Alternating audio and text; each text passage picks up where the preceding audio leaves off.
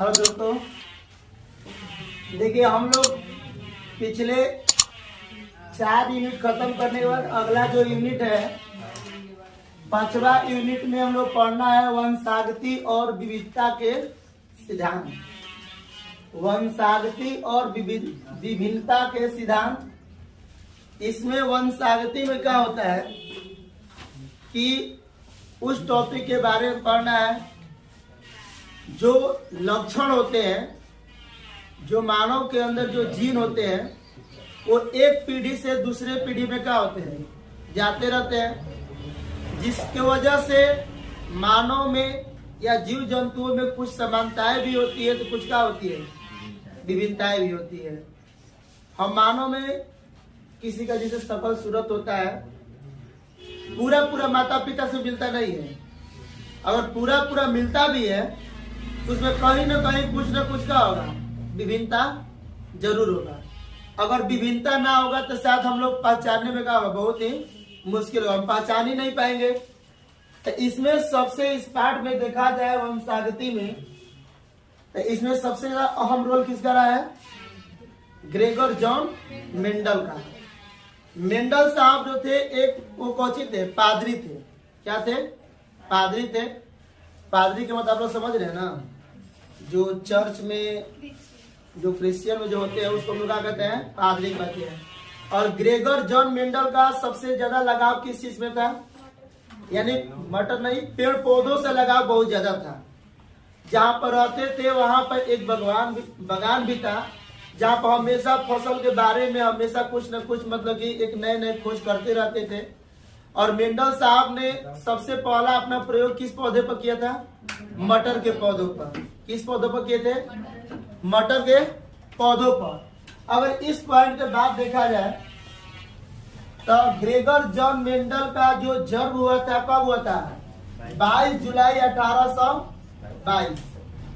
22 जुलाई 1822 को Gregor John Mendel साहब का क्या हुआ था, जन्म हुआ था। और उनका जो मृत्यु हुआ था 6 जनवरी 1884। ग्रेगर जॉन मेंडल के जन्म होता है 22 जुलाई 1822 और उनका जो मृत्यु हुआ था, निधन हुआ था 6 जनवरी 1884। ग्रेगर जॉन मेंडल जो थे इनको हम लोग क्या कहते हैं, यानी कि इनको अनुवांशिकी का पितामह या अनुवांशिकी के क्या कहते हैं, जनक। अनुवांशिकी के जनक किसे कहते हैं, मेंडल साहब को कहते हैं। लेकिन इनकी कहानी कुछ ऐसी है कि जब तक से मेंडल साहब ने जीवित थे तब तक से इनके सिद्धांत, इनके नियम को किसी ने जाना नहीं। इनके सिद्धांत और इसके नियम को कब जाना गया, इनके मृत्यु हो जाने के बाद। जब तक से इन्होंने जीवित थे, जो अपना नियम और सिद्धांत दिए थे अनुवांशिकी के संबंध में, पेड़ पौधों से रिलेटेड जो भी संबंध दिए थे, उनके नियम और सिद्धांत को जानने वाला कोई नहीं था। यानी पढ़ करके भी नजरअंदाज कर दे रहा था ये क्या है क्या नहीं है। उसके पहले भी बहुत सारे वैज्ञानिक आए, अपना अपना नियम दिए, लेकिन इनके नियम का उजागर कब हुआ, प्रकाशित कब हुआ, मर जाने के बाद हुआ था। अब यहाँ पर देखिए, अगर देखा जाए तो अनुवांशिकी जो शब्द है, इस अनुवांशिकी शब्द को किसने दिया है, बेटसन। अनुवांशिकी शब्द किसने दिया है, बेटसन ने। और बेटसन ने अनुवांशिकी शब्द कब दिए थे, 1906 में। कब दिए थे, 1900। बेटसन ने अनुवांशिकी शब्द जो दिए थे कब दिए थे, 1906 में। अनुवांशिकी के कुछ ऐसे पार्ट है जैसे वंशागति हो गया, विविधता हो गया। इसमें क्या होता है, परिवर्तन। तो मानव का सबसे मूल गुण क्या है, परिवर्तन। हम लोग भी बताइए कि एक पीढ़ी से दूसरे पीढ़ी, दूसरा से तीसरा पीढ़ी में जाते रहते हैं, तो क्या जीव जंतुओं में, मानव में परिवर्तन होता है कि ना होता है। यानी संसार का एक अहम रोल कौन है, परिवर्तन, यानी अपडेट होते रहना, ठीक ना। तो परिवर्तन हम लोग अपने में देखे, 4 भाई है, 4 भाई को खड़ा कर दिया जाए तो क्या चारों के चारों भाई एक जैसा हम लोग दिखाई देंगे।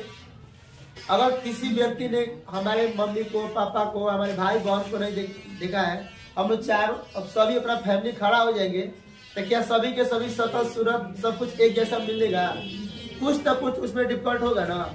जुड़वा बच्चा भी होता है। जुड़वा बच्चा जो होता है वो भी सकल सूरत से एक समान होता है, लेकिन क्या उसमें जैसे जैसे उम्र के अनुसार बड़ा होते जाता है, अब छोटा छोटा शिशु को देखिएगा तो सकल सूरत को कोई पहचाने नहीं रहेगा, छोटा बच्चा तो एक जैसा ही लगता है, ठीक ना।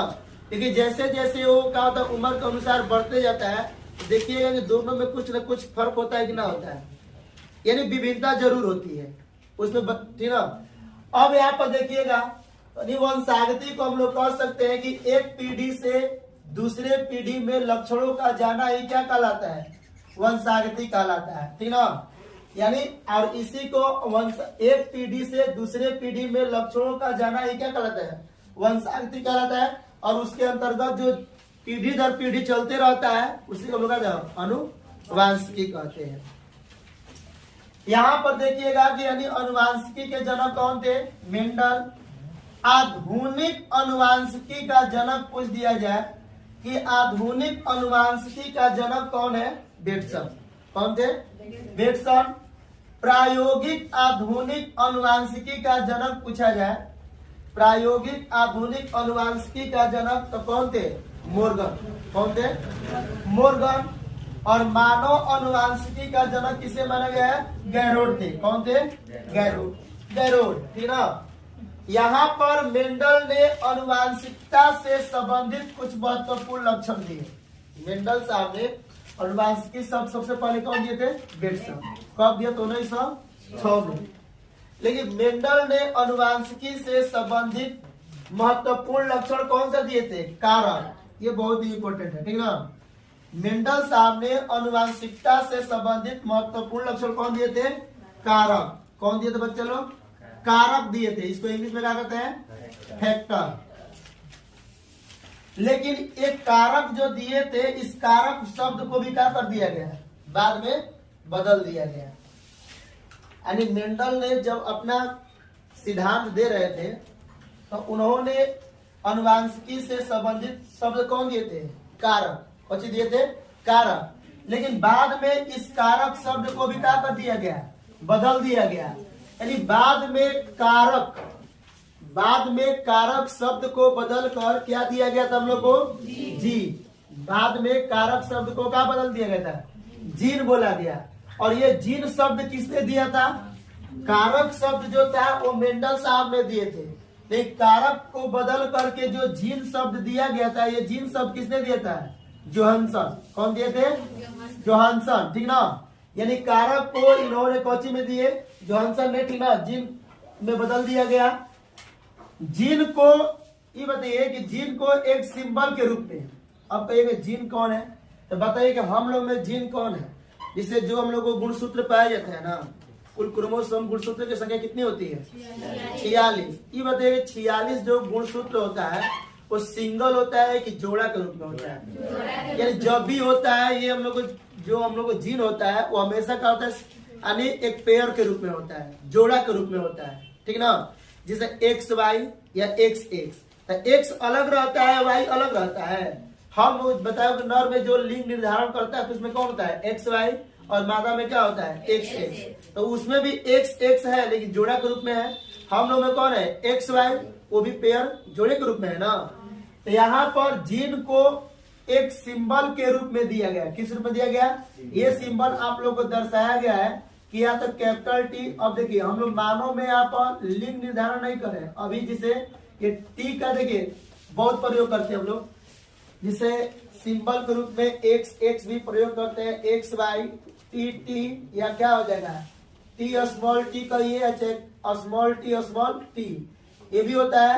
R होता है, और कैपिटल R स्मॉल r भी होता है। अब कहिएगा सर ये किसके होता है, लिंग निर्धारण में मानव के लिए बनाया गया है। किसके लिए बनाया गया है, ये जो T वर्ड का प्रयोग किया गया है ये पेड़ पौधों से रिलेटेड है। लंबा और बौना को निरूपित करता है, कौन लंबा पौधा है और कौन बौना पौधा है। ये लिंग निर्धारण करता है कि कौन नर है और कौन कौन है, मादा। ये मानव के लिए, पेड़ पौधा के लिए। और ये R का जो प्रयोग किया जाता है ये भी पेड़ पौधे के लिए कहता है।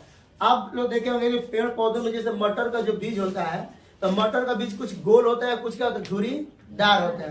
कुछ गोल होता है, कुछ क्या होता है, झुरीदार। तो गोल जो बीज होता है उसके लिए कैपिटल R, और जो झुरीदार होता है क्या होता है, स्मॉल, तो किसी में भी स्मॉल आता है ना तो वो अप्रभावी होता है। क्या होता है?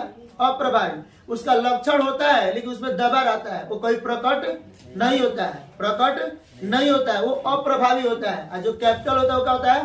प्रभावी। तो स्मॉल टी और कैपिटल टी रहेगा तो कैपिटल टी कौन सी है? लंबा पौधा, और स्मॉल टी कौन सी है? बौना पौधा। तो स्मॉल टी कैपिटल टी में बताओ वो जो पौधा दिखाई देगा वो लंबा दिखाई देगा कि बौना दिखाई देगा? लंबा। क्योंकि बौना वो कौन सी है? स्मॉल टी अप्रभावी, वो दब गया है, वो प्रकट नहीं होगा। तो बहुत सारे सिंबल का प्रयोग किया गया, लेकिन जो भी सिंबल रहेगा वो सब के सब कौन रूप में रहता है? जोड़ा के ही रूप में रहता है, कभी सिंगल नहीं रहता है। अब बताओ जो ये सिंबल जो दिया गया था, ये सिंबल किसने दिया था?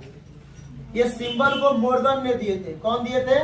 मोर्गन। कौन दिए थे? ये जो हम लोग जीन को एक सिंबल के रूप में बनाया गया और उस सिंबल को किसने दिया था? मोर्गन ने दिए थे। अब यहाँ पर देख रहे हैं ग्रेगर जॉन मेंडल का जो जन्म हुआ था 22 जुलाई 1822 ईस्वी को हुआ था, और उनका निधन कब हुआ था? 6 जनवरी 1884 में हुआ था। अभी और मान लेते हैं, आप लोग देखिए बता रहे हैं, इधर मिटा सकते हैं आप लोग ना।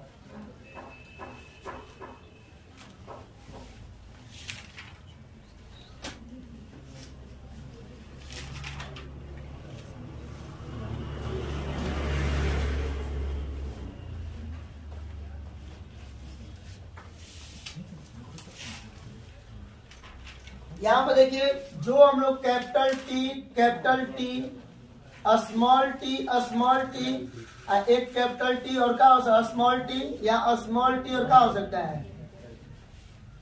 देखिए इस तरह से हो सकता है। ये दोनों का मतलब ये दोनों अलग है, ये बिल्कुल अलग है, ये बिल्कुल कौन सी है? हर दोनों इवड़े है ना। कैपिटल टी स्मॉल टी लिखिए, चाहे स्मॉल टी और क्या लिखिए? कैपिटल टी लिखिए। अब यहाँ पर देखिए ये जो होता है इसको हम लोग कहते हैं सम युग्मकी। क्या कहते हैं?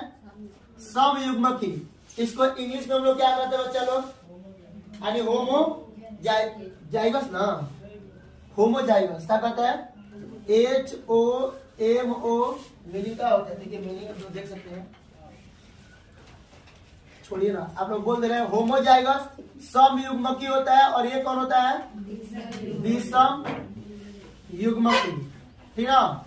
एक होता है जिसे इसको हम लोग कहेंगे सम युग्मकी कहेंगे, और इसको क्या कहेंगे? विषम युग्मकी कहेंगे। यानी इसको हम लोग कहते हैं यानी हेट्रोजाइगस। क्या कहते हैं? इसको कहते हैं होमोजाइगस, और इसको क्या कहते हैं? हेट्रोजाइगस। ठीक ना। तो ये देखिए सम यानी कि ये आपस में कौन सी है? बराबर है, और ये कौन सी है?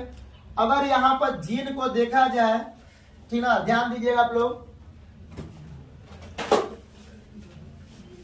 ये जो जीन होता है आप लोग को ध्यान दीजिएगा, जीन जो होता है हम लोगों का होता है, ये इसे हम लोग कहते हैं अनुवांशिकी। अनुवांशिकी की इकाई है। कौन सी है?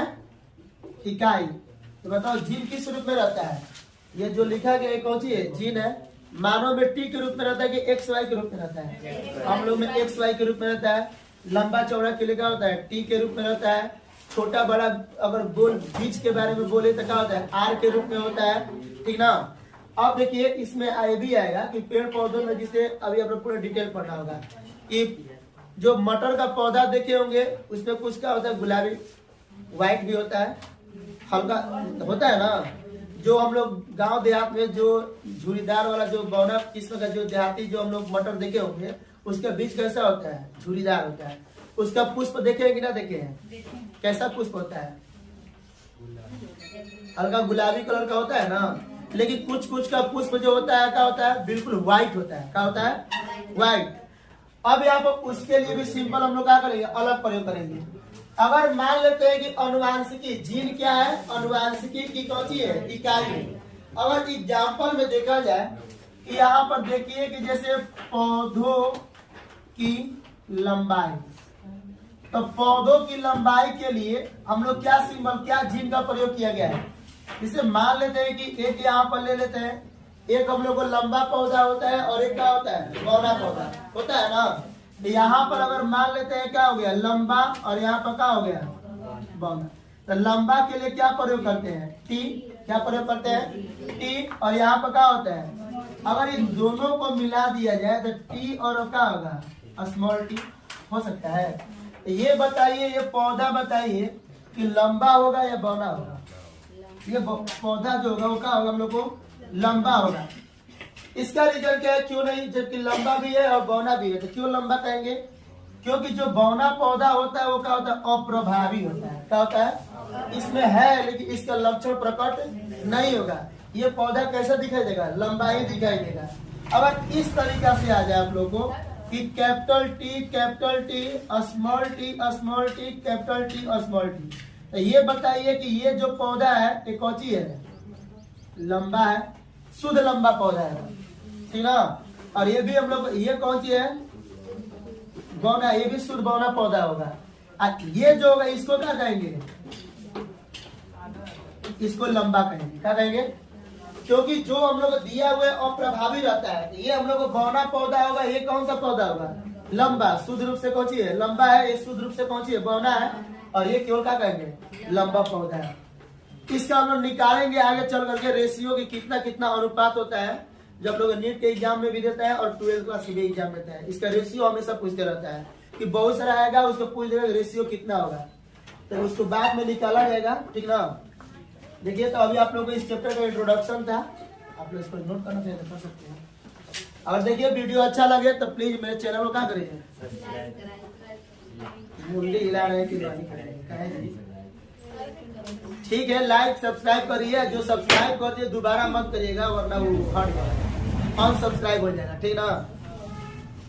नहीं, 2 बार नहीं, और दोस्तों के पास शेयर भी करना है।